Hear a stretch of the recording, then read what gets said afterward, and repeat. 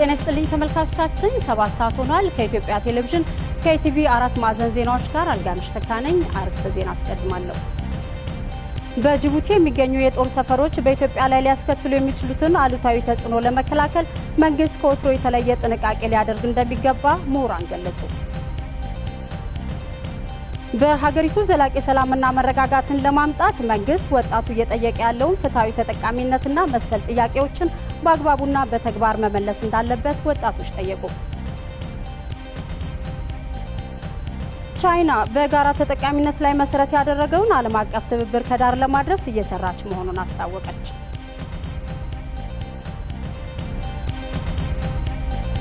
አብራችሁን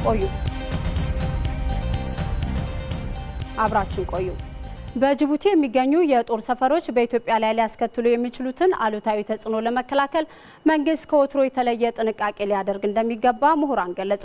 ከዚህ አንጻር የሀገሪቱን የውስጥ ተጋላጭነት መቆጣጠር ጉልህ ሚና እንዳለውም ተናግሯል። ኬኔዲ አባተ ዝርዝር አለው።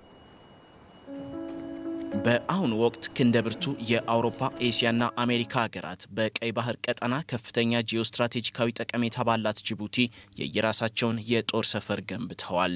አካባቢው ከዓለማችን እጅግ የተጨናነቁ የንግድ መስመሮች አንዱ እንደመሆኑ በጅቡቲ የተገነቡ የጦር ሰፈሮች ከደህንነት አንጻር ሽብርተኝነትና የባህር ላይ ውንብድናን ለመከላከል ከፍተኛ አስተዋጽኦ አላቸው። ይሁንና በሌላ በኩል ለአፍሪካ ቀንድ ሀገራት የስጋት ምንጭ መሆናቸውም አይቀርም። ከዚህ አንጻር ከ90 በመቶ በላይ የወጪ ገቢ ንግዷን በጅቡቲ ወደብ የምታከናውነው ኢትዮጵያ ደግሞ ስጋቷ ያየለ ይሆናል። ወደ ጅቡቲ የሚመጡ ሀገሮች እርስ በራሳቸው የማይዋደዱ ናቸው። አንድ ቀን ጦርነት ውስጥ ቢገቡ በሽሚያ የሚጎዳው አውቶማቲካሊ ጅቡቲ ኢሚዲየትሊ ትጠፋለች። ጎረቤት ሀገሮች ኢትዮጵያም ከጅቡቲ ምን ያህል ነው የምትርቀው? ከቀይ ባህርስ ቢሆን 60 ኪሎ ሜትር አይደለ እንደምንርቀው ተቀረቀረ እንጂ 60 ኪሎ ሜትር ማለት እኮ ፋይቲንግ ሬንጅ ውስጥ ነው ያለው። ስለዚህ አይነካንም ማለት አይደለም። ማወቅ ይሄን ያስፈልጋል። በስጋት ደረጃ የመጀመሪያውና ዋናው የኢትዮጵያን በጎ የማይመኙ ኃይሎች ወታደራዊ ሰፈር ከመሰረቱ አገሮች ጋር እንደ መንጠላጠያ ሊጠቀሙባቸው ይችላሉ። አንደኛው ስጋት እሱ ነው። ሁለተኛው ዋላ ደር ብሎ የጅቡቲ ወሳኝነት በተወሰነ ደረጃ ሊገደብ ይችላል። በእነዚህ ኃይሎች ሊገደብ ይችላል። ኢትዮጵያ ከጅቡቲ ጋር በጋራ ጥቅምና የጋራ ማንነት ላይ የተመሰረተ ጠንካራ ግንኙነት አላት። በጅቡቲ የጦር ሰፈር ካላቸው ሀገራትም ጋር ቢሆን ያላት ዲፕሎማሲያዊ ግንኙነት መልካም የሚባል ነው። ይሁንና ይህ እውነታ ብቻውን ሀገሪቱ ከስፍራው ሊገጥማት ለሚችል የደህንነት ስጋት ዋስትና ሊሆን አይችልም። የኢትዮጵያና የኤርትራ ጦርነት ጊዜ፣ በባድመ ጦርነት ጊዜ ጅቡቲና ኤርትራ ጭቅጭቅ ውስጥ ባይገቡ ኖሮ ጅቡቲ አንገቷን ጭንቅላቷን ሊታዞርብን ትችል ነበር። ጦር መሳሪያ ታስገቡም ብሎ ምን ልንሆን ነበር? ሁሉም አገር ለራሱ ነው የሚያስበው። ስትራቴጂክ ወዳጅ ወይም ስትራቴጂክ ጠላት የምትለው በአገሮች መካከል የለም። የአገር ቋሚ ወዳጅና የአገር ቋሚ ጠላት የለም። የአገር ቋሚ ጥቅም ነው ያለው፣ ብሔራዊ ጥቅም የምትላቸው። እናም ኢትዮጵያ በአቅራቢያዋ የሚገኙ የጦር ሰፈሮች ሊያስከትሉ የሚችሉትን አሉታዊ ተጽዕኖ ለመከላከል የራሷን የቤት ስራ በጥንቃቄ ልትሰራ ይገባል። የአደጋ ተጋላጭነት ጉዳዮችን በጥናት ተመርኩዞ መቀነስ የሚቻልበት ሁኔታ መፍጠር ነው መጀመሪያው። ሁለተኛው የውጭ ተጋላጭነት ሲመጣ ከውስጥ ችግር ጋር በጣም የተቆራኘ ነው። ስለዚህ የውስጥ ተጋላጭነትን የውስጥ የሰላም ችግርን ከመቼውም ጊዜ በበለጠ መንገድ አንድ ሆኖ ኢትዮጵያ የውስጥ ሰላሟን ማረጋገጥ መቻል አለባት። በግድ ተጨማሪ ወደቦች አልተርናቲቭ ሳይሆን ተጨማሪ ወደቦች መጠቀም ያስፈልገናል። ወደብን የምናየው በኢኮኖሚ ልማት መነጽር ብቻ መሆን የለበት፣ በጸጥታ በደህንነት አንጻርም ጭምር ነው። በታሪክም ቢሆን የቀይ ባህር ቀጠናን በርካታ የዓለም ሀያላን ሀገራት በየዘመናቱ ለመቆጣጠር ሞክረዋል። አሁንም ይህ ታሪካዊ ሽቅድድም የቀጠለ ሲሆን ከ1 ሚሊዮን በታች ሕዝብ ያላት ትንሿ የአፍሪካ ቀንድ ሀገር ጅቡቲ በዓለማችን በርካታ የጦር ሰፈሮች የሚገኙባት ሀገር ሆናለች። ፈረንሳይ፣ አሜሪካ፣ ቻይና፣ ጣሊያንና ሳውዲ አረቢያን ጨምሮ የተለያዩ ሀገራት በሀገሪቱ የጦር ሰፈር ያላቸው ሲሆን ሌሎች በርካታ ሀገራትም በስፍራው የጦር ሰፈር ለመገንባት ፍላጎት በማሳየት ላይ ናቸው። ተመልካቾቻችን በዚህ ጉዳይ ላይ ተጨማሪ መረጃ ሊሰጠን ባልደረባችን ፍታወቅ ወንዶሰን እዚህ ስቱዲዮ ይገኛል። ከሱ ጋር ቆይታ ይኖረናል። ፍትህ እንደምን ዋልክ? እንደምንልሻል። መልካም። ቀደም ሲል የተመለከትነው ዜና አለና እስቲ በርካታ ሀገራት የተለያዩ ሀገራት በቀይ ባህር አካባቢ የጦር ሰፈሮችን እየገነቡ ነው። በተለይ ደግሞ በጅቡቲ አካባቢና የጦር ሰፈሮችን የመገንባታቸው ሚስጥር ምንድን ነው? እንግዲህ የዚህ የጦር ሰፈር ግንባታውን ስናይ መነሻው ወዴት ነው የሚወስደን? ጅቡቲ የፈረንሳይ የቅኝ ግዛት እንደነበረች ይታወቃልና ከዛን ጊዜ አንስቶ ፈረንሳይ በስፋት የጦር ሰፈሯ ወደዛ አካባቢ እንቀሳቀስ ነበር። እንደዚሁ ሶማሊያ ላይ የነበሩት ጣሊያንና እንግሊዝም በአካባቢው ሰፊ እንቅስቃሴ ነበራቸው። ከዛም በኋላ ግን የባህር ላይ ውንብድና በጣም እየሰፋ ሲመጣ ይሄ የስዊዝ በር ደግሞ የዓለም 1/3 የንግድ እንቅስቃሴ የሚደረግበት ስለነበረ በርካታ ሀገሮች የባህር ላይ ውንብድናን ለመቆጣጠር ያሏቸውንም ጥቅሞች በተለይ በነዳጅ ግማሹ የዓለም ነዳጅ በዛ ጋር ነው የሚያልፈው። በሳውዲ አረቢያ በብዛት የምትልከው መካከለኛው ምስራቅ የምልከውና በዛ አካባቢ ያላቸውን ጥቅሞች ለማስከበር በዓለም ላይ ትልቁን የንግድ እንቅስቃሴ ስፍራ ለማስከበር በሚል ነው በስፋት እየሰሩ ያሉትና ለምሳሌ የአሜሪካው በጣም በአፍሪካ ያላት ትልቁ ካምፕ ለሞኔር የሚባለውን መጥቀስ ይቻላል። ፈረንሳይ አሁንም በርከት ያለ የአውሮፓ ህብረት ሀገራት በጣም ብዙ ናቸው ያሉት። ከጣሊያን በተጨማሪ ስፔንም ወደዛ አካባቢ አለ። ከሁሉም ግን ለየት አድርጎት የመጣው ቻይና ለመጀመሪያ ጊዜ ከግዛቷ ውጪ የጦር ሰፈር ሲኖራት በጅቡቲ ነው የኖራትና ይሄ ከምን የመነጨ ነው የሚለው አንዳንዶች እንዲያውም ሶስተኛው የዓለም ጦርነት በጅቡቲ ሊነሳ ነው የተለያዩ ሀገራት ሲሰበሰቡ ያሉት አለ። ነገር ግን በአጠቃላይ ግን የሚያሳየው በርካታ የዓለም ሀገራት ፍላጎት እንዳላቸው አሁን ደግሞ እየተሰሙ ያሉ መረጃዎች እንደ ቱርክ፣ ሩሲያና ህንድ ያሉ ሀገራትም በጅቡቲ የጦር ሰፈር የመገንባት ፍላጎት አላቸውና በዋናነት እንግዲህ ሀገራት የጦር ሰፈራቸውን ሲገነቡ ለምሳሌ አሜሪካ በኳታር፣ በሳውዲ አረቢያ፣ በጀርመን ጭምር የጦር ሰፈሮች አሏትና ጥቅምን ለማስጠበቅ አጋር ሀገሮች ጋር ደግሞ አብሮ ያለውን ወታደራዊና ኢኮኖሚያዊ ትስስር ለማጎልበት በሚል የጦር ሰፈር ይገነባል። ጅቡቲም ደግሞ በኢኮኖሚ ከዚህ በጣም ተጠቃሚ ናት። መልካም። ያው ጅቡቲ በጣም ቅርባችን ናትና እስቲ ከዜናው ላይ ከተጠቀሰው አንድምታ ባሻገር በኢትዮጵያ ሊያደርሰው የሚችለው ተጽዕኖ ምንድን ነው? ኢትዮጵያስ በዚህ ረገድ ምንድን ነው ማድረግ ያለባት?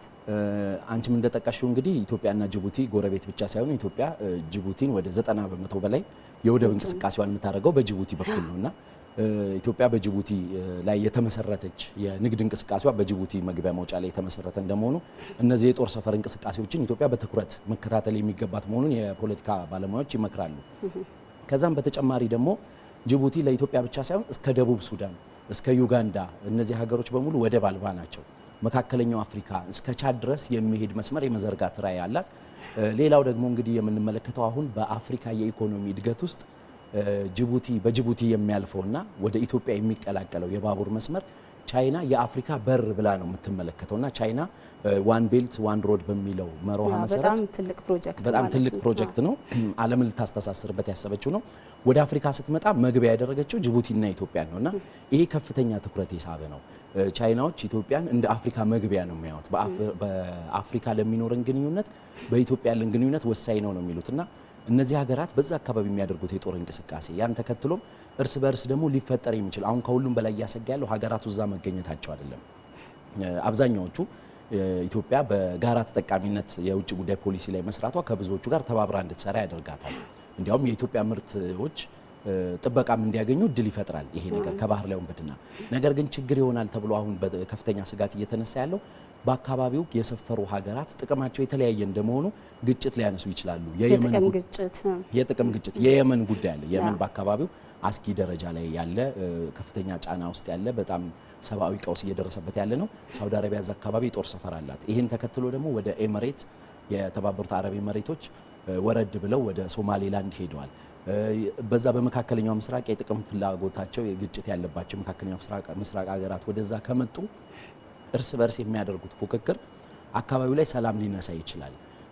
ለሽብርተኞች መንቀሳቀሻነት እግድ መፍጠሩ ለኢትዮጵያ ጠቃሚ ቢሆንም ግን የእርስ በርስ ግንኙነታቸው ከኢትዮጵያ ጋር የሚኖራቸው ግንኙነት በንግድ እንቅስቃሴው ላይ የሚያሳድሩት ተጽዕኖ አንዱ የጦር መርከብ አንዱን ሲያልፍ የሚፈጠሩ አተካራዎች እንዳይነሱ ትኩረት አድርጎ መከታተል ያስፈልጋል ነው የሚሉት የፖለቲካ ባለሙያዎች እና ኢትዮጵያ ደግሞ የጦር ሰፈር የላትም። እንግዲህ በርካታ ሀገሮች ከርቀት እየመጡ የጦር ሰፈር ሲገነቡ ቀጠናውን ሰላም በማረጋጋት ነው ኢትዮጵያ ከውስጥ ነው እየሰራች ያለችው እንጂ እንደ ሌሎቹ ሀገራት ጅቡቲ ላይ ሳይሆን የጦር ሰፈር የገነባቸው ከጅቡቲ ጋር ያላት ወዳጅነት በአካባቢው ያላት ጥበቃ በትስስር ላይ የተመሰረተ ነውና ኢትዮጵያ በወዳጅነት ያለች ስለሆነች ይህንን ግን በትኩረት መከታተል እንዳለባት በጣም በርካታ የመገናኛ ብዙሃንም ትኩረት አድርገው ሲዘግቡት ነበር ከቻይና አንስቶ አሁን ደግሞ እየሰፉ ስለመጡ ባለሙያዎቹም በዘገባው ላይ እንደጠቀሱት በጣም ትኩረት የሚሻ ጉዳይ ነው።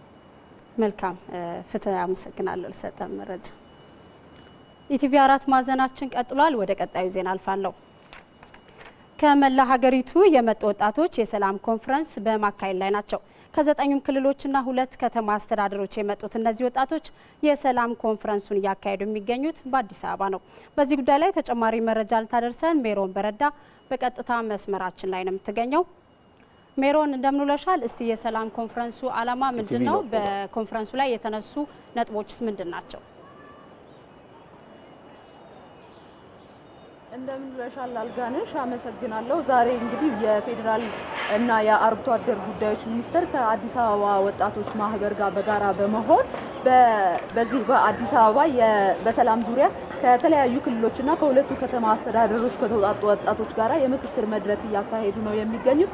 በዚህ የምክክር መድረክ ላይ እንግዲህ ሰላማችን ለወጣትነታችን ወጣትነታችን ለሰላማችን በሚል መሪ ቃል እየተካሄደ ነው የሚገኘው። በዚህ ውይይት ላይ እንግዲህ ወጣቶች ለሰላም በኢትዮጵያ ላለው ዘላቂ ሰላም ወይም ወደፊትም ለሚመጣው ዘላቂ ሰላም የወጣቶች ሚና ከፍተኛ መሆን እንዳለበት ነው የተጠቆመው። አባቶቻችን ይህንን ሰላም ጠብቀው ያቆዩትን ዘላቂ ሰላም የመጠበቅ ኃላፊነት የወጣቱ ነው። ለዚህ ደግሞ ከመንግስት የሚጠበቀውን ወጣቶች የሚጠይቁትን እንደ መልካም አስተዳደር፣ እንደ ተጠቃሚነት፣ የእኩል ተጠቃሚነት፣ ፍትሃዊ ተጠቃሚነት ያሉ ጥያቄዎችን፣ ግልጽነትና ተጠያቂነት ላይ የሚነሱ ጥያቄዎችን መመለስ እንዳለበት ነው ወጣቶች እያነሱ የነበረውና በዚህ ጉዳይ ላይ ተጨማሪ መረጃ ሊሰጡን የአዲስ አበባ ወጣቶች ማህበር ፕሬዝዳንት አቶ ሰለሞን ገብሩ ከኔ ጋር ነው የሚገኙት። እስቲ ከእሳቸው ጋር ትንሽ ቆይታ እናደርጋለን። አመሰግናለሁ አቶ ሰለሞን። እሺ የዛሬው እስኪ መድረክ አጠቃላይ አንድምታው ምን ይመስል ነበር? እሱን መጀመሪያ እሱን እናንሳ። እሺ ይህን ታላቅ የሰላም ኮንፈረንስ ስናዘጋጅ አንደኛ ከተማችን አዲስ አበባ የበርካታ ዓለም አቀፍ ተቋማት መቀመጫ የሀገራችን ዋና ከተማ ነች። የዚች ከተማ ሰላም አሁንም ተጠናክሮ እንዲቀጥል የሰላም ተምሳሌትነቷን ለማስቀጠል በአጠቃላይ ሀገራችን ሰላም እንድትሆን እና ከኛ ከወጣቶች ምን እንደሚጠበቅ ምንድነው ማድረግ ያለብን ከኛ ምን ይጠበቃል ከመንግስት ምንድነው የሚጠበቀው እንመካከል ከሌሎች የክልሎች የወጣት ማህበራት ፕሬዝዳንቶች እዚህ መጥተው ከኛ ተሞክሮ ወስደው ከአዲስ አበባ ላይ ባዘጋጀነው የሰላም ኮንፈረንስ ተገኝተው መልካም ልምድ ወስደው በሁሉም ክልሎች ተመሳሳይ የሰላም ኮንፈረንስ አዘጋጅተው ወጣቶቻችን በሰላም ዙሪያ ጠንክረው እንዲሰሩ ለማድረግና መድረኩ በጣም ደመቀ መድረክ ነበረ። በጣም ብዙ ሀሳቦች የተነሱበት ስለ ሰላም የተወራበት መድረክ ነበረ ማለት ይቻላል። ማለት እስኪ ወጣቱ እንደወጣት እናንተም እንደወጣት በሀገሪቱ የሰላም ግንባታ ላይ ምንድነው ሚና መጫወት ያለባችሁ ሚና ምንድነው? እስኪ ይሄንን ወጣትነታችን ለሰላማችን ሰላማችን ለወጣትነታችን የሚል መርህ ወይም ሐሳብ ይዘን ይሄን ስናዘጋጅ ወጣቱ ሰላምን ለማስጠበቅ በሀገሪቱ የተረጋጋ ሰላም እንዲኖር ከመንግስትም ከሌሎች ባለድርሻ አካላትም ጋር አብሮ እንዲሰራ ለማድረግ በዋናነት እኛ ወጣቶች ሰላም ሲኖር ነው ሁሉም ነገር ማድረግ የምንችለው። ራሳችንን የምንቀይረው ሰላም ሲኖር ነው። ሀገራችንን ከተማችንን የምንቀይረው እድገት የሚመጣው የሁሉም ነገር መሰረት ሰላም ነውና ወጣቶቻችን በሰላም ዙሪያ ጠንክረው እንዲሰሩ ሰላም ከምንም ነገር በላይ እንደሆነ ተገንዝበው ከሚመለከተው የጸጥታም የመንግስትም ሌላው አካል በጋራ ሰርተው ሀገራችን እንደተለመደው የዓለም የሰላም ተምሳሌት ሆና እንድትቀጥል ለማድረግ ወጣቶቻችን በሙሉ የአዲስ አበባ ወጣቶችም የክልል ወጣቶችም በጋራ እየሰራን ሰላማችን እንዲጠበቅ ለማድረግ ነው። በዋናነት ምንድነው የሚጠበቀው? እስኪ ከወጣቱ ይሄንን ሰላም ለማምጣት አሁን እንግዲህ ሰላም በትክክል ለማረጋገጥ ምንድነው የሚጠበቅበት? እስኪ ወጣቱ ማድረግ ያለበት ነገር አሁን ወጣቱ የተለያየ ተሳታፊነት የተጠቃሚነት ጥያቄ ይኖረዋል። እኛም እንደ አዲስ አበባ ወጣቶች በርካታ ጥያቄዎች አሉ።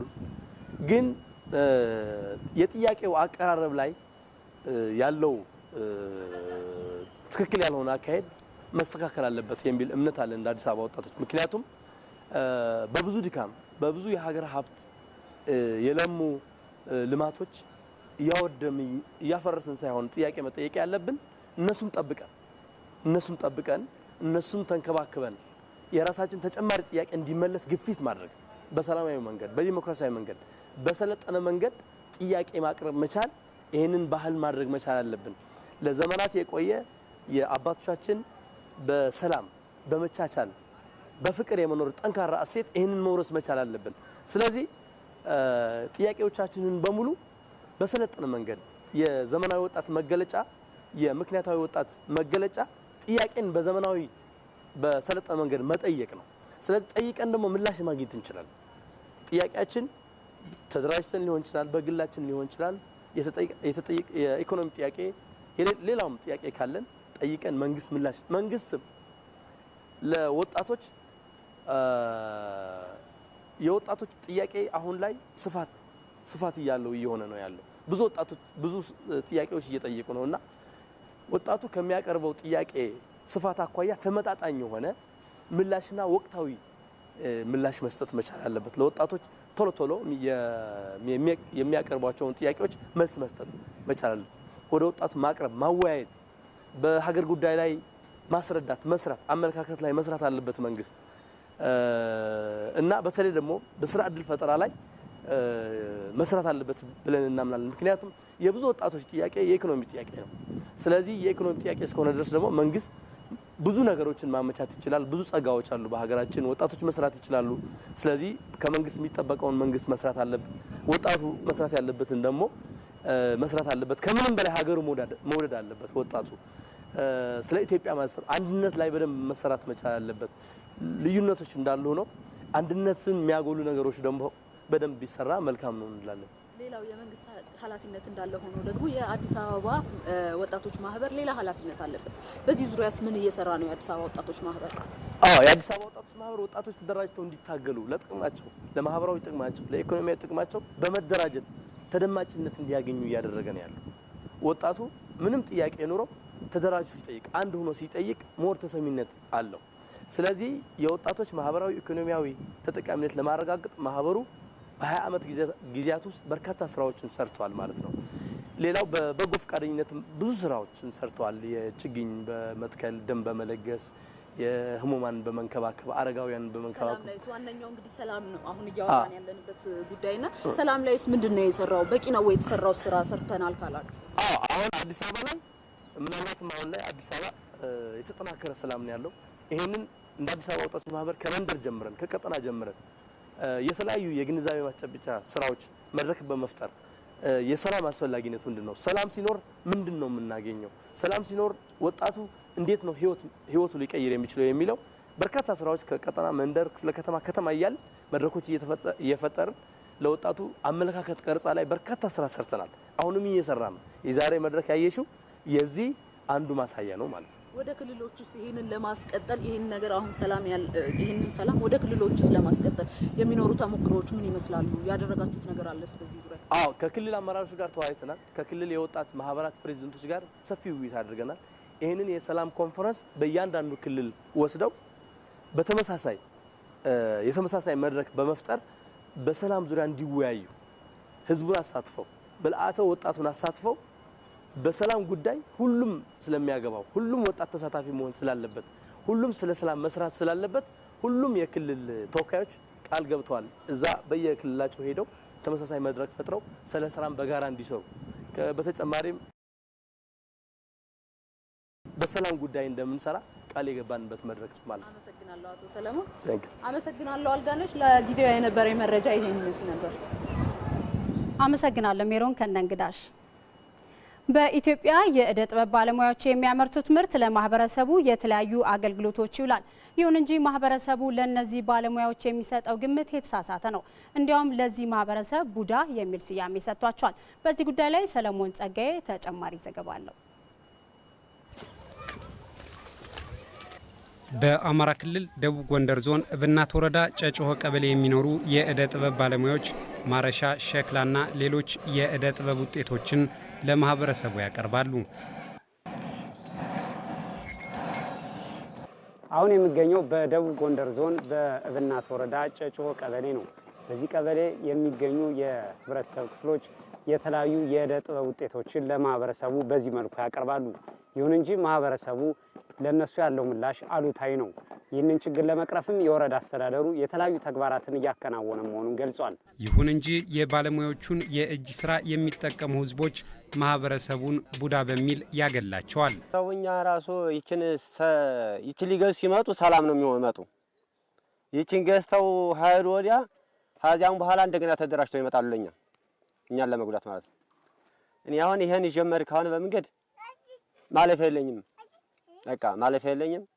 በለው በቃ የዛሬ አራዊት በተከበረበት ሰዓት ባያድግ አልከበር ያለ ሰራተኛ ነው። በቃ ሰው ሳይሆን የዱር አራዊት ነን። ዛሬስ ባያድግ የዱር አራዊት ተከብሮና ያለ አሁን አንድ የዱር አራዊት አይነካም። እኛ ግን ከዱር አራዊት የተለየ አሳዶ የምንገደል፣ በመጥረቢያ የምንቆረጥ፣ የምንደበደብ፣ የምንሰደብ እኛ ነን።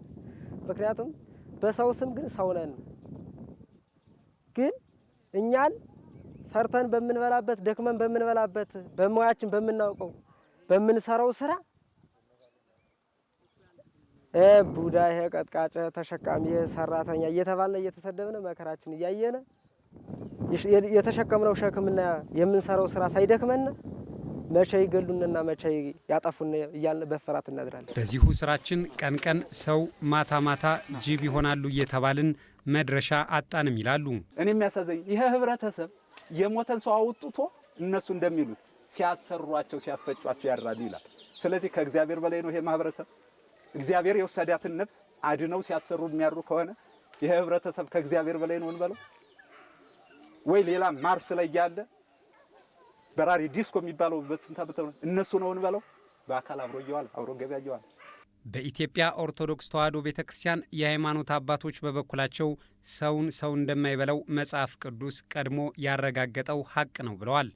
ጌታችን ኢየሱስ ክርስቶስ ባሪያው በአምሳሉ ሰውን ያህል ነገር ወይ ሀሙሎ አካሉ ማለት ነው አንድ ነገር ጎሎ ምልክት እስካላሳየ ድረስ ለምንድን ነው ከሰው የተለየበት ነገር የሚል ነገር ሲጠየቅ ማለት ነው ይሄ አባባል ነው፣ አጉል ባህል ነው።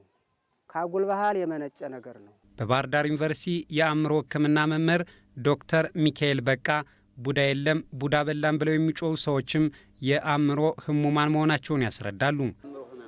የአእምሮ ህመም ነው። ምንድነው የአእምሮ? ግለሰቡ በጣም ይጨነቃል፣ ይረበሻል፣ የዛ አይነት ጭንቀት ውስጥ አለበት፣ ከፍተኛ ጭንቀት ውስጥ ማለት ነው። እና ያን ጭንቀት የሚያስረዳ ደግሞ ህብረተሰቡ የሰጠው ማብራሪያና እንትኖች አሉ። ሰውን ግን ሰው አይበላው። በሳይንስ እንደዛ የሚባል ነገር የለም። ህብረተሰቡ ለእደ ጥበብ ስራዎች ትኩረት ባለመስጠቱ የጎጆ ኢንዱስትሪ በሚፈለገው ደረጃ ማደግ አለመቻሉን ፕሮፌሰር ዳንኤል ቅጣው ያስረዳሉ። በጋሻ መክተን ጦር ሰብቀን ሀገራችን ዳር ድንበራችንን ጠብቀን እንመካለን። ነገር ግን ያንን ጋሻውን የሚሰራውን አንተ ቁርበት ፋቂ እንለዋለን፣ ጦሩን የሚሰራውን አንተ ቀጥቃጭ እንለዋለን። ይሄ ዛሬም አልተቀየረም። ዝቅተኛ ቦታ። የሚገርመው ግን በሸክላ ሰሪው ሳህንና ድስት እየበላን ሸክላ ሰሪውን አንተ ጠይብ አንተ ሸክላ ሰሪ እንለዋለን። ይሄ የአመለካከት ድክመትና የተበላሸ ነገር እንዳለ አያል። ሃይማኖትና ሳይንስ የቡዳ ለመኖርን ቢያረጋግጡም የህብረተሰቡን አመለካከት ለመለወጥ ብዙ ስራን ይጠይቃል። ተመልካቾቻችን በዚህ ጉዳይ ላይ ተጨማሪ መረጃ ሊሰጠን ሪፖርተራችን ሰለሞን ጸጋይ በቀጥታ መስመራችን ላይ ነው የሚገኘው። ከሱ ጋር ቆይታ እናደርጋለን። ሰለሞን ደውለሃል። እስቲ እነዚህ ባለሙያዎች የሚሰሩበት አካባቢ ተገኝተህ ነበርና እስቲ በስፍራው አንተ በነበርክበት ጊዜ የተመለከትካቸውን ነገሮች ንገረን። እንግዲህ አልጋነሽ በስፍራው በነበርኩበት ወቅት ከተመለከትኳቸው መካከል ለእደ ጥበብ ባለሙያዎች በዛ አካባቢ የሚሰጠው ትኩረት በጣም አነስተኛ ነው። ከዚህም ማለፍ ብሎ የተለያዩ ቅጽል ስሞችን በመስጠት የሚሰሩቸውን ስራዎች ላይ እንቅፋት መፍጠርና ምናልባትም የጎጆ ኢንዱስትሪው እንዳያድግ የሚያደርግ ተግባራት ነው እየተከናወኑ የሚገኙት። ይህ ማለት ግን ሁሉም የአካባቢው ማህበረሰብ ለእደ ጥበብ ባለሙያዎቹ የተለየ ወይም ጨለምተኛ አመለካከት አለው ማለት ሳይሆን በቁጥር ቀላል የማይባሉት ግን ለነዚህ ማህበረሰቦች ያለው አታይ የተንሸዋረረና ሊስተካከል የሚገባው ነው። በአንጻሩ ደግሞ ሙያቸውን የሚያከብሩ ከነሱም ጋር ተባብረው የሚሰሩ የህብረተሰብ ክፍሎች አሉ። ነገር ግን ጥቂት የማይባሉት አሁንም ድረስ ጫና እንደሚፈጥሩባቸው፣ እንደሚያገሏቸው፣ እነሱ የሚያመርቷቸውን ምርቶች ግን እንደሚጠቀሙ ከተጠቀሙ በኋላ ግን እነሱን እንደሚያገዷቸው ቅድም አየር ላይ ከዋለው ዘገባ ለመረዳት እንደሚቻለውም የተለያዩ ጫናዎችን ያደርጉባቸዋል። ለአብነትም እነዚህ ማህበረሰቦች ድሮ ከሌላው ማህበረሰብ ጋር የሚያመልኩበት የአምልኮ ስፍራ እንደነበር አንድ ቤተክርስቲያን በተመሳሳይ ያመልኩ ነበር። በአሁኑ ወቅት ግን እነዚህ የህብረተሰብ ክፍሎች የራሳቸውን ቤተክርስቲያን መስርተው እንዲያመልኩ የተደረገበት ሁኔታ ነው ያለ እና የተለያዩ ጫናዎች ነው እንደሚደርሱባቸው የተመለከትኩት። አልጋነሽ አመሰግናለሁ ሰለሞን። በዘንድሮ የ2010-2011 የእርሻ ዘመን በ11 በመቶ ምርት ለማሳደግ መታቀዱ ተገልጿል። የኦሮሚያ እርሻና ተፈጥሮ ሀብት ቢሮ ኃላፊው አቶ ዳባ ደበሌ ለሚዲያ በሰጡት ጋዜጣዊ መግለጫ ላይ እንዳሉት ክልሉ በዘንድሮ የእርሻ ዘመን የተሻለ ምርት ለማግኘት በቂ ዝግጅቶችን እያከናወነ ነው። ሀብት ጥበቃ ከዚህ አንጻር ወደ 64% እስካሁን ድረስ ባለን ሪፖርት 64% ደርሰናል። ሌላው እና ዋናው ትልቁ ህዝብን አመራሩም ሁሉም በየደረጃው ንቅናቄ በመፍጠር በክልል ደረጃ ወደ 1440 የሚሆኑ ስልጠና ወስደዋል። ወደ 150 የሚሆኑ የአሰልጣኞች ስልጠና ተሰጥቷል። 1800 ባለሙያዎች በስልጠናው ላይ ተሳትፈዋል። የባለሙያዎች ስልጠና ልማት ሰራተኞች ወደ 16700 የሚሆኑ የልማት ሰራተኞች በዚህ ስልጠና ይሳተፋሉ። ወደ 4.2 ሚሊዮን የሚሆኑ አርሶ አደሮችም በየደረጃው በዚህ ስልጠና ላይ ይሳተፋሉ። ወደ 3.7 ሚሊዮን የሚሆኑ ሴቶችም በዚህ ስልጠና ላይ ይሳተፋሉ። በተጨማሪም ደግሞ 1.1 ሚሊዮን የሚሆኑ ወጣቶች በዚህ ስልጠና ላይ ይሳተፋሉ። በአጠቃላይ ወደ 8.5 ሚሊዮን የሚሆን የህብረተሰብ ክፍል እና አመራሮች በየደረጃው በዚህ ስልጠና ላይ ይሳተፋሉ። በክልሉ በክረምት ከሚከናወነው እርሻ በዘለለ በበልግ እርሻም ጥሩ ምርት ይጠበቃል ብለዋል። ለመታረስ የሚዘጋጀው መሬት ወደ 6 ሚሊዮን ሄክታር ነው የሚሆነው። ይሄንን መሬት በአግባቡ ቅድም ባስቀመጥኩት ስልጠናም ሰጥተን በተሻለ መንገድ ለመስራት አስበን አጠቃላይ የምናገኘው ምርት ግን ወደ 203 ሚሊዮን ኩንታል ምርት እናገኛለን። ይሄ ወደ 11% ተጨማሪ ያሳያል። በበልግም ወደ 904,000 ሄክታር መሬት በመረስ ወደ 12.5 ሚሊዮን ኩንታል ምርት እናገኛለን ብለን አቅደናል። ክልሉ በታቀደው ልክ ምርቱን ለመሰብሰብም በቂ የምርት ግብዓቶችን በማዘጋጀት ላይ መሆኑን ነው የቢሮ ኃላፊው አቶ ዳባ ደበሌ የጠቆሙት። ወደ 4.2 ሚሊዮን ኩንታል ማዳበሪያ ያስፈልገናል። ከዚህ ውስጥ 2.6 ሚሊዮን ኩንታል ወደ ክልል ገብቶ አሁን ወደ አርሶ አደሩም በየሴንተሩ ደርሷል። ከዚህ ውስጥ እንግዲህ የተቀሩት ደግሞ በፌዴራል ደረጃ ግዢው ተከናውኖ ወደ ሀገር ውስጥ የገቡም አሉ፣ ያስገቡ በማስገባትም በሂደት ላይ ያሉም አሉ። ይሄንን በአጠቃላይ ስናይ በተለይ በኤንፒኤስ ዘር የሚባሉ የማዳበሪያ ዘሮች ላይ ብዙም ክፍተት አይታይም። አቅርቦቱም ጥሩ ነው ብለን መውሰድ እንችላለን። ግን ተጨማሪ ያስፈልጉናል። እሱም ያው በፌዴራል ጠቃላይ እንቅስቃሴው ጥሩ ነው ብለን መውሰድ እንችላለን። ሌላው የምርጥ ዘርን በተመለከተ በአጠቃላይ ወደ 1.1 ሚሊዮን ኩንታል ያስፈልገናል። ምርጥ ዘር C1 እና C2 ይሄ ዝግጅቱ ተጠናቋል። ሌላው የኬሚካል እነዚህ የኬሚካል ግዢዎችም ተከናውነዋል። በክልሉ ምርትና ምርታማነትን ከማሳደግ ጎን ለጎን 420 ሺህ ለሚሆኑ ሴቶችና ወጣቶች የስራ ዕድል ለመፍጠር እቅዶች ታቅዶ 52 በመቶ ተከናውኗል የተባለው የዘገበው ሪፖርተራችን መለስ አንዴ ነው። የዘንድሮ የዓለም የጤና ቀን ሲከበር መሪ ቃሉ መሰረታዊ የጤና አገልግሎት ለሁሉም ህብረተሰብ በሁሉም አካባቢዎች ሊቀርብ ይገባል ይላል።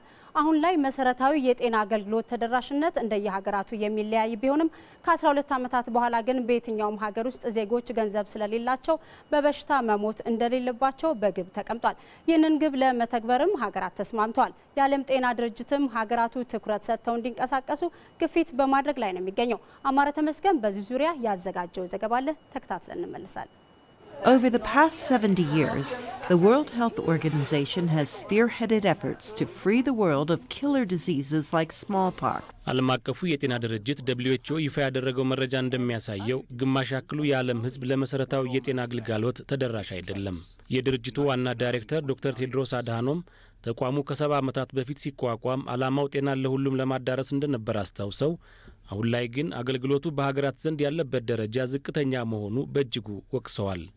አንድም ሰው ገንዘብ በማጣቱ ምክንያት በበሽታ ሊሞት አይገባም ይላሉ። The World Health Organization was founded in 1948 on the conviction that health is a human right to be enjoyed by all people, not a privilege for the few. ዓለም አቀፉ የጤና ድርጅት የተቋቋመው ከ70 ዓመታት በፊት ነው። ያኔ ድርጅቱ ሲቋቋም ይዞት የተነሳው መርህ መሰረታዊ የጤና አገልግሎት ማግኘት የሰው ልጆች መብት እንጂ ለጥቂቶች ብቻ የሚቸር አገልግሎት አይደለም የሚለውን ነው። ከ70 ዓመታት በኋላ ያ ግብ ከመቼውም ጊዜ በላይ ጎልቶ ይሰማል። አንድም ሰው ገንዘብ ስለሌለው በበሽታ መሞት የለበትም። አገልግሎቱ ለሁሉም የትም ቦታ ሊኖርና ሊዳረስ ይገባል። It means ensuring people can get quality health services where and when they need them without suffering financial hardship. መሰረታዊ የጤና አገልግሎት በክፍያ ከሚያገኘው ህዝብ መካከልም ቢሆን በየዓመቱ 100 ሚሊዮን የሚሆነው በክፍያው ምክንያት ወደ ከፋ ድህነት ውስጥ እንደሚገባም ጠቅሰዋል። በእርግጥ የመንግስታቱ ድርጅት አባል ሀገራት ከ12 ዓመታት በኋላ መሰረታዊ የጤና አገልግሎት ለሁሉም ዜጎቻቸው ለማዳረስ ቃል ገብተዋል። ዶክተር ቴዎድሮስም ሀገራቱ የገቡትን ቃል እንዲያከብሩ ጠንካራ ትኩረት የሚሰጡበት ጊዜ አሁን ነው ብለዋል። Now is the time for all countries to invest in universal health coverage. መሰረታዊ የጤና አገልግሎትን ለማዳረስ ጊዜው አሁን ነው።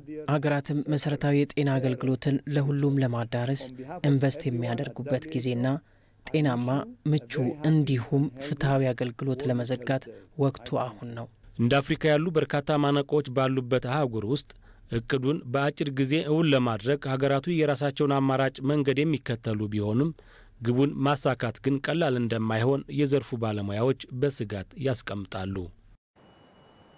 ይህ በእንዲህ እንዳለም በኢትዮጵያ መሰረታዊ የጤና አገልግሎትን ለህብረተሰቡ የማዳረስ ስራዎች ትኩረት ተሰጥቷቸው እየተሰራ መሆኑን ነው የጤና ጥበቃ ሚኒስቴር አስታወቀው። በሚኒስቴሩ የፖሊሲና ፕላኒንግ ዳይሬክተር ዶክተር ደሳለኝ ጥጋቡ በጤና ይስጥልኝ ኢትዮጵያ ዜናችን ላይ እንዳሉት ሁሉን አቀፍ የጤና ሽፋንን በኢትዮጵያ ለማዳረስ የተለያዩ ስራዎች እየተከናወኑ ናቸው። መሰረታዊ የጤና አገልግሎት ምንለው የኢትዮጵያን የጤና ስርዓት ካየን 3 ደረጃዎች አሉት። አንደኛው መሰረታዊ የጤና አገልግሎት የሚባል ነው። ሁለተኛው አጠቃላይ ሆስፒታል ነው። ሶስተኛው ደግሞ ሪፈራል ወይም ስፔሻላይዝድ ሆስፒታል የሚባለው ነው። መሰረታዊ የጤና አገልግሎት ማለት በእኛ በኢትዮጵያ ኮንቴክስት 1 የጤና ጣቢያ 5 የጤና ኬላዎች ያሉበት አደረጃጀት ነው። በዚህም በሀገሪቱ የተለያዩ አካባቢዎች በዘርፉ አበረታች ስራዎች መከናወናቸውና ተደራሽነቱ እየጎለበተ መምጣቱን ነው ዶክተር ደሳለኝ የገለጹት። ትራንስፎርሜሽን እቅዳችን 1 የጤና ጣቢያ በከተማ እስከ 40 ሺህ ሰው በገጠር ደግሞ እስከ 25 ሺህ ሰዎች ለሚደርሱ አገልግሎት ይሰጣል። አንድ የጤና ኬላ ደግሞ እንደዚሁ እስከ 5000 ሰዎች ላይ የሚደርሱ አገልግሎት ይሰጣል። ይህንን በማድረግ ለዜጎች ተደራሽ የሆነ በአካባቢያቸው የጤና አገልግሎት ማግኘት የሚችሉበት በሽታ ጤና ማበልጸግ ሊሆን ይችላል፣ የበሽታ መከላከል ወይም የሕክምና አገልግሎት ማግኘት እንዲችሉ የሚያስችል ዘዴ ነው እና ቅድም እንደተገለጸው አገሪቱ በዚህ ደረጃ ከፍተኛ ምርት አሳይታለች። በኢትዮጵያ ኪነ ጥበባዊ ስራዎች ሴት ገጸ ባህሪያን የሚሳሉበት መንገድ ማህበረሰባዊ ስነ ልቦናን ለማሳደግ ያላቸው አስተዋጽኦ ደካማ ነው። በአብዛኛው ሴቶች በድራማ፣ ፊልም፣ ቲያትርና ማስታወቂያዎች ጭምር የሚቀርቡበት መንገድ ህዝቡን በአመለካከት የሚመሩ አለመሆናቸውን ባለሙያዎች ይናገራሉ። ከቅርብ ጊዜ ወዲህ ግን በብሔራዊ ቲያትር ቤት እየቀረቡ ያሉ ቲያትሮች ጠንካራ ተምሳሌታዊ ሴት ገጸ ባህሪያትን በማንጸባረቅ እድገት እያሳዩ መጥቷል። ታምራዬ ወንድማገኝ ተጨማሪ ዘገባ አለው። ይህ የአሻ ልጅ የተሰኘው ቲያትር በመኢኔት ብሔረሰብ ባህል ላይ የሚያጠነጥን ነው። በመኢኔት ግድያ ቢፈጸም የበቀል ግጭትን ለማስቆም የአሻ ልጅ የተባለ የረዥም ዘመናት ትውፊታዊ ካሳ ስርዓት አለ። ስርዓቱ ለበርካታ የመኢኔት ትውልዶች መፍትሄ የሆነውን ያህል ግን ለሞተው ሰው ካሳ የገዳይ ቤተሰቦች ሴት ልጆቻቸውን ላልተፈለገ ጋብቻ ማቅረባቸው በአካባቢው ሴቶች የተዳፈነ ህመም ሲያሳድር ቆይቷል። እናም ቲያትሩ ከዘመናት በኋላ አንዲት ሴት ይህን ልማድ ስትሞግት ስለ ሴትነት ክብርም ስትከራከር ያሳያል።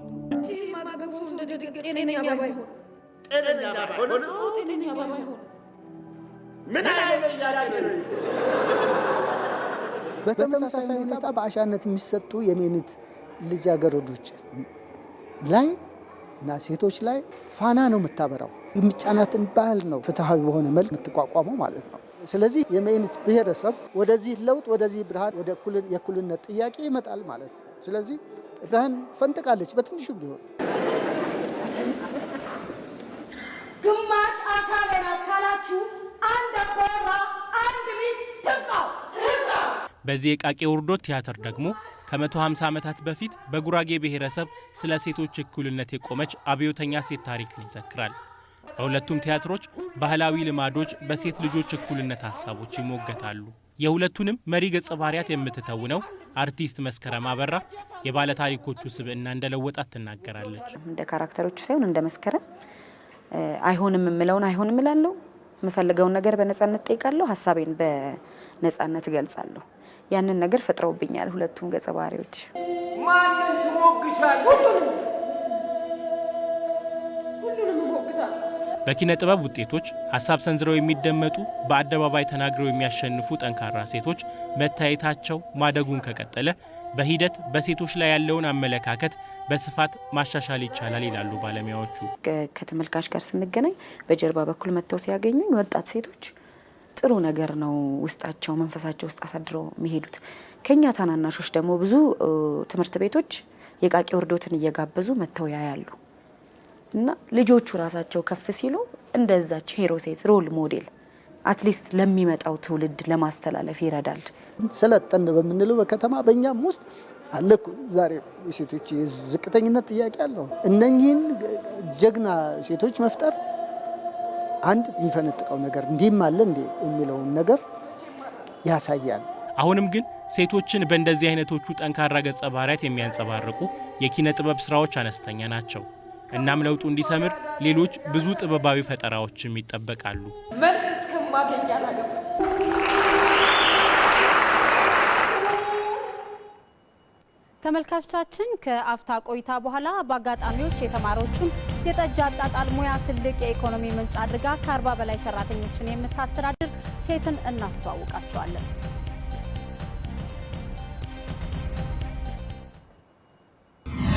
የኢትዮጵያ ብሮድካስቲንግ ኮርፖሬሽን በቴሌቪዥን በሬዲዮና ኦንላይን ከሚሰጠው አገልግሎት በተጨማሪ የተንቀሳቃሽ ስልክ አጭር የጽሑፍ መልእክት አገልግሎት በአዲስ መልክ መስጠት ጀመረ።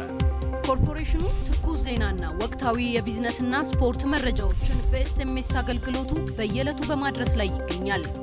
አገልግሎቱን ለማግኘት 8600 ላይ አንድን ይላኩ። የአማርኛ ዜና ከፈለጉ አንድን ይላኩ። የእንግሊዝኛ ዜና ከፈለጉ ሁለትን ይላኩ። ለሀገር ውስጥ ዜና አንድን ይላኩ። ለውጭ ዜና ሁለትን ይላኩ። ለሀገር ውስጥ የስፖርት መረጃ 3ን ይላኩ። ለውጭ የስፖርት መረጃ 4ን ይላኩ። ለቢዝነስ መረጃ 5ን ይላኩ። ለምንዛሪ መረጃ 6ን ይላኩ። ምርጫውን ለማረጋገጥ አንድን ይላኩ። መረጃው ሲደርሰው ብቻ 1 ብር ከሂሳቦ ላይ ተቀናሽ ይደረጋል። አገልግሎቱን ለማቋረጥ 0 ይላኩ። የኢትዮጵያ ብሮድካስቲንግ ኮርፖሬሽን የብዝሃነትና የህዳሴ ድምጽ። ወደ ውጭ ዜናዎች አለፍን። የደቡብ ሱዳን መንግስት በተያዘው የፈረንጆቹ ዓመት በሀገሪቱ ምርጫ እንደሚካሄድ አስታወቀ። ለሲጂቲኤን ዘገባ መቅደስ ጥላው። የደቡብ ሱዳን የፖለቲካ ኃይሎች በ2015 የተፈረመውን የሰላም ስምምነት ስራ ላይ ለማዋል በሚቻልበት ጉዳይ ላይ በአዲስ አበባ ውይይት ያደረጉት በያዝነው ወር ነው። ይህንን ተከትሎ ነው የሀገሪቱ መንግስት የተያዘው የአውሮፓውያኑ ዓመት ከመጠናቀቁ በፊት ደቡብ ሱዳን ምርጫ ለማካሄድ መወሰኗን ያስታወቁት። ምርጫው በሀገሪቱ የሚገኙ የፖለቲካ ኃይሎች ስምምነት አደረጉም አላደረጉም ተግባራዊ ይደረጋል ተብሏል። በማንኛውም ጊዜ በሀገሪቱ ምርጫ ለማካሄድ መንግስት ዝግጁ ነው። ለምርጫው የሚያስፈልጉ ጉዳዮችን ለማሟላት በቂ ጊዜ አለ። ተቃዋሚ ፖለቲካ ኃይሎች ስምምነት አደረጉም አላደረጉም ደቡብ ሱዳን ምርጫ ታካሄዳለች። በ2013 ፕሬዚዳንት ሳልቫኪር ምክትላቸውን ዶክተር ሪክ ማቻር ከስልጣን ካባረሩ በኋላ ወደ ጦርነት የገባችው ደቡብ ሱዳን ከፍተኛ አጣብቂኝ ውስጥ ትገኛለች። ታጣቂዎች የተለያየ ቡድን በመፍጠር እርስ በርሳቸው ብሎም በስልጣን ላይ ካለው መንግስት ጋር እየተዋጉ ይገኛሉ። ከሀገሪቱ ዜጎች መካከል 1/3 ከቀያቸው ሲፈናቀሉ ከ2 ሚሊዮን በላይ የሚልቁት ደግሞ ለስደት ተዳርገዋል። ለዚህ ሁሉ ቀውስ ማብቂያ ሀገሪቱ እንደ አውሮፓውያን አቆጣጠር በ2015 የገባችውን የሰላም ስምምነት ተግባራዊ ታደርግ ዘንድ ዓለም አቀፉ ማህበረሰብ ሲጎተጉት ቆይቷል። ሀገሪቱ አሁን ልታካሄድ ያሰበችው ምርጫም የዚህ አንድ አካል እንደሆነ ተገልጿል። የለንደኑ ቪክቶሪያና አልበርት ሙዚየም ከ150 ዓመታት በፊት በመቅደላ ጦርነት በብሪታንያ ተዘርፈው የተወሰዱ የተለያዩ ቅርሶችን ለእይታ አብቅቷል። መቅደላ ኤግዚቢሽን በተሰኘው በዚህ አውደ ርዕይ ከ20 በላይ የኢትዮጵያ ቅርሶች ቀርበዋል። በኤግዚቢሽኑ ከቀረቡ ቅርሶች መካከል የወርቅ ዘውድ፣ የወርቅ ዋንጫና መስቀል እንዲሁም የብራና መጻሕፍትና ሌሎች አልባሳት ይገኙበታል። በመቅደላ ጦርነት ወቅት የአጼ ቴዎድሮስን ጦር ያሸነፈው የብሪታንያ ጦር እስከ 300 በሚደርሱ የጋማ ከብቶች የኢትዮጵያን ቅርስ ጭኖ መውጣቱን ታሪክ ያወሳል። እነዚህ ቅርሶችም በለንደን ሙዚየሞች እንደሚገኙ የተለያዩ መረጃዎች ያመለክታሉ። With objects of this nature in museum collections, በዚህ አይነት ሙዚየሞች ብዛት ያላቸው ውስብስብ ነገሮች አሉ። የሕግ ጉዳዮች ዋነኞቹ ናቸው። በመሆኑም እነዚህን ስብስቦች ኢትዮጵያውያን የማየት እድል እንዲያገኙ ለማድረግ የውሰት ጉዳዩን ማጤን የተሻለ ይመስለኛል። በኢትዮጵያ መንግስት በተደጋጋሚ ቅርሶችን ለማስመለስ የተደረገው ጥረት እስካሁን ፍሬ ማፍራት አልቻለም። ይሁን እንጂ የተከፈተው አውደ ርዕይ ጫና ለማድረግ ሚና እንደሚኖረው የቅርስ ጥናትና ጥበቃ ባለስልጣን ዋና ዳይሬክተር አቶ ዮናስ ደስታ እምነታቸውን ገልጸዋል። በኤግዚቢሽን መልኩ ወጥቷል የሚል ነገር አለ። እኛ የትኛው ቅርሳችን የታለ የሚለውን ነገር እናውቃለን፣ ግን ከየተቀመጠበት ስቶሬጅ በምን ደረጃ ላይ ነው ያሉት የሚለውን ነገር ለማወቅ አሁን በምናየው መልኩም ብዙ ሰው ሙያው ወይም የስራ ተልእኮ ያልሆነው ሰውም ጭምር የሚያይበት እድል መገኘቱ ኢትዮጵያውያንና በቅርሶች ላይ ቀናኢ እና ፖዚቲቭ የሆነ አመለካከት ያላቸው ሰዎች የኛ ደጋፊ አካላት እንዲሆኑ የራሱን የሆነ እድል ስለሚፈጥር ኤግዚቢሽኑን በማድረጋቸው ምክንያት ስለተደረገ ብዙም አንቃወመውም፣ ግን የተዘረፉ ቅርሶቻችን መሆናቸውን ግን በጣም ሊሰመርበት ይገባል። የአፍሪካ ህብረት ዓለም አቀፉ የጦር ወንጀለኞች መዳኛ ፍርድ ቤት አይሲሲ ወገንተኛና ዘረኛ ነው በማለት የአፍሪካ ሀገራት ከአባልነት ለቀው እንዲወጡ ከዓመት በፊት ውሳኔ አሳልፏል። ፍርድ ቤቱ የምዕራባውያን ሀገራትን ጥቅም የሚያራምድ የአፍሪካን ሉዓላዊነት፣ ደህንነትና ክብር የሚነኩ ተግባራትን ያከናውናል በሚልም ይወቀሳል። ከፍትህ ይልቅ የፖለቲካ ጉዳዮች ማስፈጸሚያ ተብሎ የሚወቀሰው ፍርድ ቤቱ ካሉት 124 አባል ሀገራት ውስጥ 34ቱ የአፍሪካ ሀገራት ናቸው። ሰለሞን ገዳ ዝርዝር አለው። የፊሊፒንስ ፕሬዝዳንት ሮድሪጎ ዱቴርቴ ሀገራቸው ከዓለም አቀፉ የጦር ወንጀለኞች መዳኛ ፍርድ ቤት አይሲሲ ለቃ ለመውጣት ማመልከቻ ማስገባቷን ይፋ አድርገዋል። ፊሊፒንስ ከፍርድ ቤቱ ለቃ ለመውጣት ያስገደዳት እርሳቸው እንደሚሉት ሕግና ስርዓትን ለማስፈን በሕገወጥ አደንዛዥ እጽ አዘዋዋሪዎች ላይ በከፈተችው ዘመቻ ምክንያት ምርመራ እንደሚጀመርባት መነገሩ ነው። ምርመራው የፊሊፒንስን ሉዓላዊነት ያላከበረ ነው ያሉት ፕሬዝዳንት ዱቴርቴ ዓለም አቀፉ የጦር ወንጀለኞች መዳኛ ፍርድ ቤት የመስረቻ ሰነድ የፈረሙ ሀገራት የማኒላን እርምጃ እንዲከተሉም ጥሪ አቅርበዋል። ሀገራትን የማግባባው ማንኛውም በስምምነቱ ውስጥ ያሉ ሀገራት ከስምምነቱ እንዲወጡ ነው። ዘሄግ ኔዘርላንድስ የሚያስችለው ፍርድ ቤት ስራውን የጀመረው በፈረንጆቹ 2002 ነበር። የፍርድ ቤቱን መመስረቻ ሰነድ 124 ሀገራት ፈርመዋል። በተባበሩት መንግስታት ድርጅት የጸጥታው ጥበቃ ምክር ቤት ድምፅን በድምፅ የመሻር ስልጣን ያላቸው አሜሪካ፣ ሩሲያና ቻይና ግን የመስረቻ ሰነዱን አልፈረሙም። በዘር ማጥፋት፣ በሰብአዊ ፍጡር ላይ በተፈጸመ ወንጀልና በጦር ወንጀል የሚጠረጠሩ ፖለቲከኞችን እንዲመረምር በተረጋገጠባቸው ላይ እንዲፈርድ የተቋቋመው ፍርድ ቤት የአፍሪካን ያህል አባላት የሉትም ነው የሚባለው። 34 አባላቱ ከአፍሪካ አህጉር ናቸው። እስካሁን በ8 የወንጀል ጭብጦች ላይ ክስ የመሰረተው ፍርድ ቤቱ የከሳቸው አሊያም የፈረደባቸው ሁሉም አፍሪካውያን ፖለቲከኞች ናቸው። በፍርድ ቤቱ ምንነትና አሰራር ላይ ጥናት ያካሄዱትና መጻሕፍት የጻፉት ዴቪድ ሆል የፍርድ ቤቱ ሚዛን ሁለት ተመሳሳይ ጉዳዮችን እኩል አይመዝንም ባይ ናቸው። የፍርድ ቤቱ አመሰራረት በእርግጥ ለአፍሪካውያን የተዘጋጀ የአውሮፓውያን ፍርድ ቤት ነው የሚመስለው። ምክንያቱም በአመት ከ8000 ያላነሱ አቤቱታዎች ከዓለም ዙሪያ ይቀርቡበታል። ከዚህ አንጻር መርጦ የተመለከታቸው 12 ጉዳዮች ሲሆኑ ሁሉም ከአፍሪካ ናቸው። አፍጋኒስታን፣ ኢራቅን ጨምሮ ብዙ ጉዳዮችን በቸልታ አልፏቸዋል። በአፍሪካ ላይ ነው ማተኮር የመረጠው። ለምን ብሎ መጠየቅ ተገቢ የሚሆነው ለዚህ ነው። ባለፈው አንድ አመት ከአፍጋኒስታን ብቻ 1.2 ሚሊዮን አቤቱታዎች የቀረቡለት ፍርድ ቤቱ ለአንዱም ምላሽ ለመስጠት ፍላጎት አላሳየም በሚልም ይተቻል። አፍሪካውያን ታዲያ የፍርድ ቤቱን አካሄድ ከመቃወም አልፈው የመጨቆኛ መሳሪያ ሆኗልም ነው የሚሉት። በዚህም በህብረታቸው በኩል ከአባልነት ለቀው ለመውጣት ከውሳኔ ደርሷል። ደቡብ አፍሪካ ላይ ባካሄዱት የአፍሪካ ህብረት የመንግስታት መሪዎችና ርዕሳነ ብሔራት ስብሰባ ላይ ቡሩንዲ፣ ጋምቢያና ደቡብ አፍሪካ ከፍርድ ቤቱ ከአባልነት ሲወጡ ሌሎቹ የእነርሱን እርምጃ ለመከተል ወስነዋል። አፍሪካውያን ከፍርድ ቤቱ አባልነት የሚወጡት ከተጠያቂነት ለማምለጥ አይደለም የሚሉት ደቡብ አፍሪካዊው ሚካኤል ማሱታ የራሳቸውን ጉዳይ በራሳቸው የፍትህ ስርዓት ለመመልከት በመምረጣቸው ስለመሆኑ ይሞግታሉ።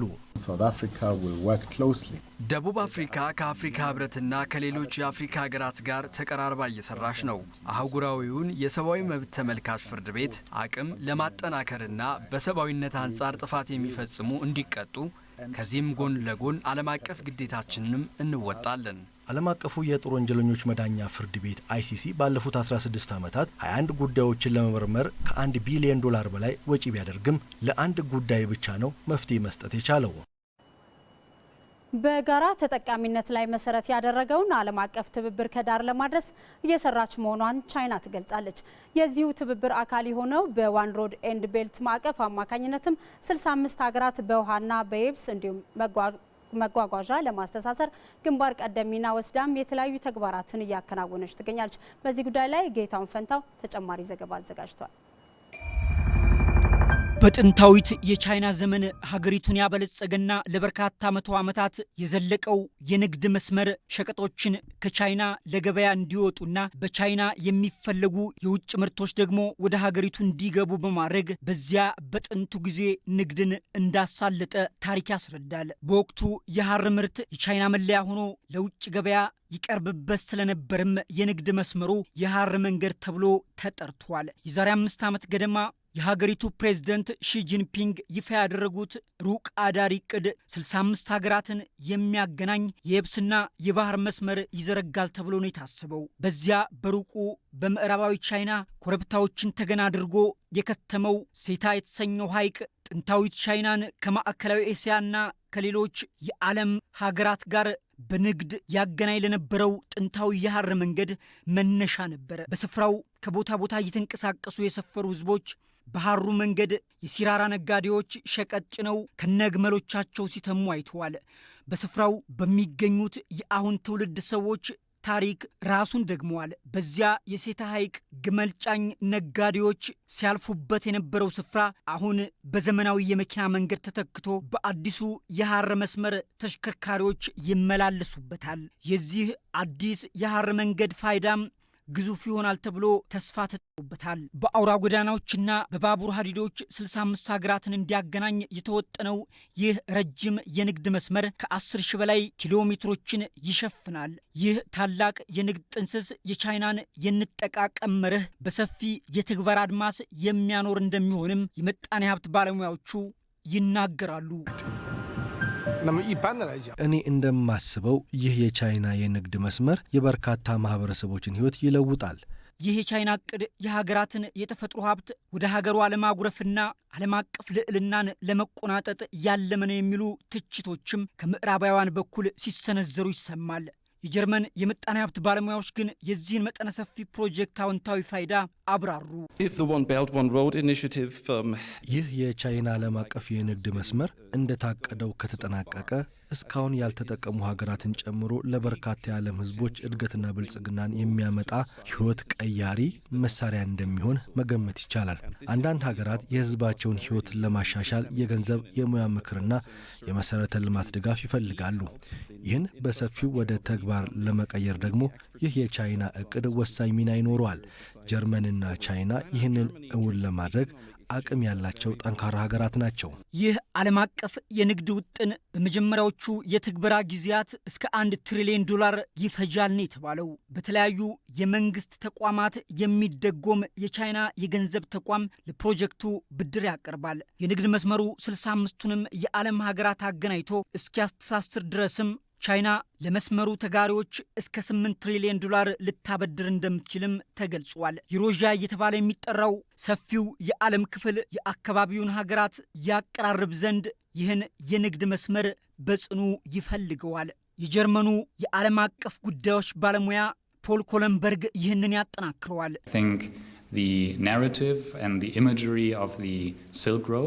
አዲሱ የቻይና የሐር መንገድ ከገጽታ እና ከታሪክ አንጻር በሚገባ የተመረጠ የንግድ መስመር ነው። በአህጉረ ዩሮ ኤዥያ መስመር የሚነካቸው ሀገራት በንግድ እርስ በርስ እንዲተሳሰሩና እድገታቸው እንዲፋጠን ይረዳቸዋል። የንግድ መስመሩ ቻይናን ብቻ ሳይሆን የበርካታ ሀገራትም ነው። ቻይና በየሀገራቱ በትብብር የምታደርጋቸው መጠነ ሰፊ የመሰረተ ልማት ግንባታዎች ውጤታማነት የዓለም ሀገራትን በአንድ የንግድ አድማስ ለማገናኘት የያዘችውን እቅድ ሙሉ በሙሉ መሬት ልታስይዘው እንደምትችል አመላካች እንደሆነም ባለሙያዎቹ ግምታቸውን ያስቀምጣሉ። ተመልካቾቻችን አሁን ደግሞ የአየር ትንበያ ዘገባን አብረን እንከታተላለን።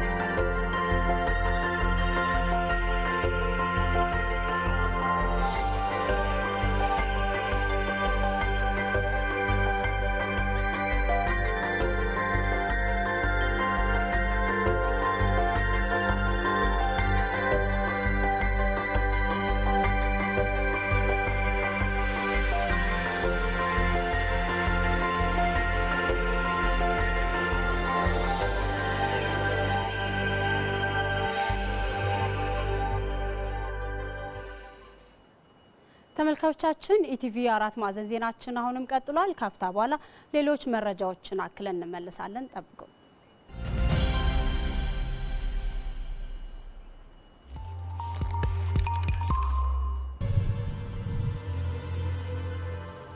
ወደ ተራራው አካባቢ ስትጠጋ የሆነ በቃ የተለየ ንፋስ ይመታል። ንፋሱ ደግሞ በጣም ሲመታ ወይ ወደ ኢባብነት ይቀይርላል።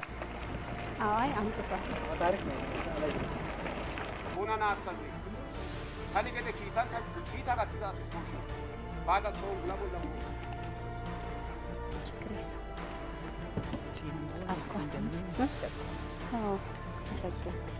ያው እንደምታየው ከኛ ጋር እንደዚህ ነው የምመግባቸው ማለት ነው።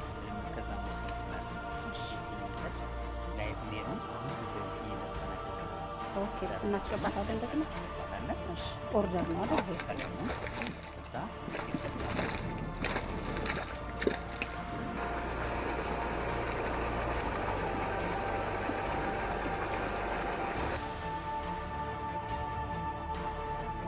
ተኝተህ ከጎን እሱ ወይ ሞቅ ብሎት ሲመጣ ሰው ሊኖር ይችላል፣ ወይ ደግሞ ያው የሆነም የሚለፈልፍም ሰው ሊኖር ይችላል።